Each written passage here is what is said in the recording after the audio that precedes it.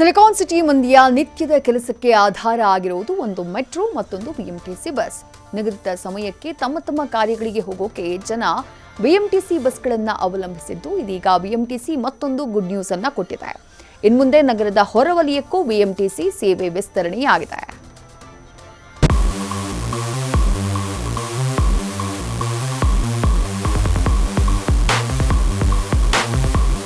City ಮಂದಿಗೆ ಇದು ನಿಜಕ್ಕೂ ಗುಡ್ ನ್ಯೂಸ್. ಇಷ್ಟು ದಿನ ಸಿಟಿ ಒಳಗೆ ಮಾತ್ರ ತನ್ನ ಹವಾ ಇಟ್ಟಿದ್ದ ಬಿಎಂಟಿಸಿ ಇದೀಗ ಸಿಟಿ ಹೊರವಲಯದಲ್ಲೂ ತನ್ನ ಕದಂಬ ಬಾಹುವನ್ನ ಚಾಚುತ್ತಿದೆ.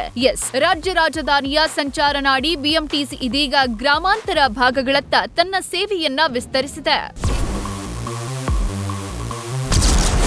ರಾಜಧಾನಿ ಸಂಚಾರ ನಾಡಿ ಗ್ರಾಮಾಂತರದತ್ತ ಸಂಚಾರ ಇನ್ಮುಂದೆ 80 ಕಿಲೋಮೀಟರ್ ವ್ಯಾಪ್ತಿಯವರೆಗೆ ಸಂಚರಿಸಲಿದೆ ಬಿಎಂಟಿಸಿ.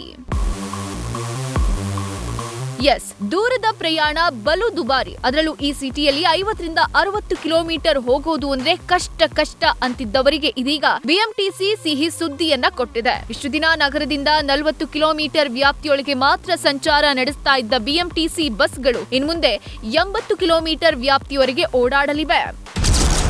ಮೈಸೂರು ರಸ್ತೆಯ ಸ್ಯಾಟಲೈಟ್ ಬಸ್ ನಿಲ್ದಾಣದಿಂದ ರಾಮನಗರ, ಬನಶಂಕರಿ ಬಸ್ ನಿಲ್ದಾಣದಿಂದ ಕನಕಪುರ, ಮೆಜೆಸ್ಟಿಕ್ ಕೆಂಪೇಗೌಡ ಬಸ್ ನಿಲ್ದಾಣದಿಂದ ನೆಲಮಂಗಲ, ಹೊಸಕೋಟೆ, ದೇವನಹಳ್ಳಿ ಮತ್ತು ದೊಡ್ಡಬಳ್ಳಾಪುರಕ್ಕೆ ಬಿಎಂಟಿಸಿ ಸೇವೆ ವಿಸ್ತರಣೆಯಾಗಲಿದೆ.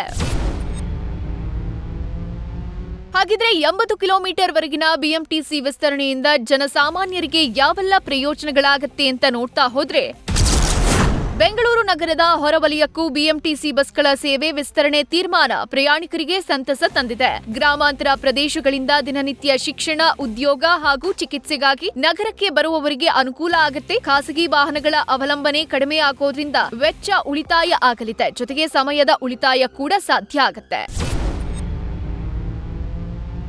ಪ್ರಸ್ತುತ ಬಿಎಂಟಿಸಿಯ ಬಳಿಯಲ್ಲಿ ಎಲೆಕ್ಟ್ರಿಕ್ ಬಸ್ಗಳು ಸೇರಿದಂತೆ ಒಟ್ಟು 6,750 ಬಸ್ಗಳಿವೆ. ದಿನಕ್ಕೆ ಸುಮಾರು 45 ಲಕ್ಷ ಪ್ರಯಾಣಿಕರು ಸಂಚಾರ ಮಾಡ್ತಾ ಇದ್ದು, ಪ್ರತಿದಿನ ಸರಾಸರಿ 13 ಲಕ್ಷ ಕಿಲೋಮೀಟರ್ ವರೆಗೆ ಬಸ್ಗಳು ಓಡಾಟ ನಡೆಸುತ್ತವೆ. ಇದೀಗ ಬಿಎಂಟಿಸಿ ವಿಸ್ತರಣೆಯೊಂದಿಗೆ ಪ್ರಯಾಣಿಕರ ಸಂಖ್ಯೆ ಮತ್ತಷ್ಟು ಹೆಚ್ಚಾಗೋ ಜೊತೆಗೆ ಮಹಿಳೆಯರ ಶಕ್ತಿಗೆ ಮತ್ತಷ್ಟು ಬಲ ಸಿಗತ್ತೆ. ಅಷ್ಟೇ ಅಲ್ಲ, ಸಾರ್ವಜನಿಕರ ಓಡಾಟ ಮತ್ತಷ್ಟು ಸುಲಭ ಆಗತ್ತೆ.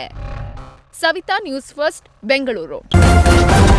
ನ್ಯೂಸ್ ಫಸ್ಟ್ ನಿರ್ಭೀತಿಯಿಂದ ನಿಮ್ಮ ಪರವಾಗಿ.